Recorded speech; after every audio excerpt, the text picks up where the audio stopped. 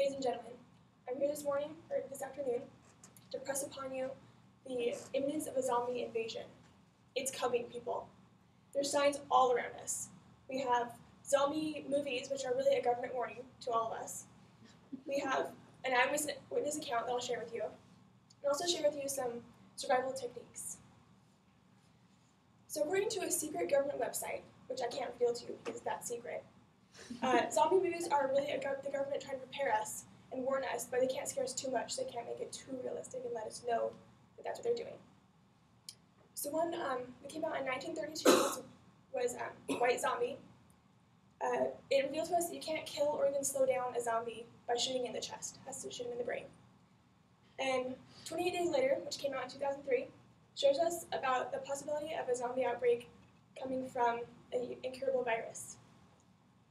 And then I Am Legend from 2007 showed us that we need to cover up our human smell by spreading ammonia wherever we go and making sure we don't walk around too much because the zombies can smell us. But also at night when the zombies are coming out because they can't come out in daylight, you need to cover all of your windows and doors with metal shutters just to make sure they can't get in at all, no matter what. And then Zombieland, which just came out in 2009, shows us that to avoid being eaten by a zombie, you can dress like one, and the other zombies will leave you alone. But there's a problem with that because if there are survivors around, they might see you and shoot you. So, it's give or take. There's plenty of other movies and games and everything out there. Study them, you will learn. Okay, I have an eyewitness account from a man I know, Stanley Markowski IV. He survived a zombie outbreak in a remote island in the middle of the Pacific Ocean. The island no longer has a name because the government covered it up, so technically the island does not exist anymore because governmentally it's gone. He was there with a bunch of scientists. They were doing high-risk experiments, so it's a very self-contained environment, which is the best place for a zombie outbreak to occur because they can't go anywhere. But he's the only person ever to survive a zombie outbreak, so we need to trust his tactics. And I will give you some of these right now. Here's some of the best ways to survive. Most of these come from Stanley Markowski. First thing, in preparation, you need to get in shape. No one who's not in shape is going to survive a zombie outbreak. It's just fact. And next, don't panic. That just makes everything worse for everyone. You don't need some girl in the corner screaming. The survivors will probably just shoot her.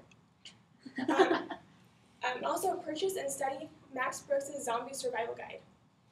It seems like a joking book, but really it's very serious, it's very strong. Just read it and study it, and you'll learn the best ways to survive. Okay, and then when the zombie occurs, if you can, get out to sea as soon as possible, because zombies can't cross oceans, so that's the best bet. You can climb trees, because zombies can climb, but not very well, so climb trees, if that's your only option, do it. Barricades are a must. Make sure you get out of the city, get to a remote area, because less people means less zombies, and find a place with supplies. You need medical supplies and water for sure, without a doubt. Food you also need is not as important as medical supplies and water, though, but definitely need it. So hold out in a place with supplies. Close off all the entrances. Make sure you have people with guns on watch at all times. Next, your weapons. You need a gun. Pistol is best because it's light, it's accurate, and it's very quick to reload. It's better than a shotgun, a big bulky thing you have to carry around. You want to get 2 shots. So, and for close range combat, you need a machete. Works really well. Then make sure you meet up with other survivors. Your group is your survival, it's your lifeline. But make sure if anyone in your group gets bitten, shoot immediately because 2 hours later they'll be trying to eat your brains. So, and this is also very important. Know who the weakest link is, because if zombies do end up breaching your barricade, you'll have someone to sacrifice. Then the rest of you can get away. Alright, to recap. Zombie movies are a warning. You need to study them.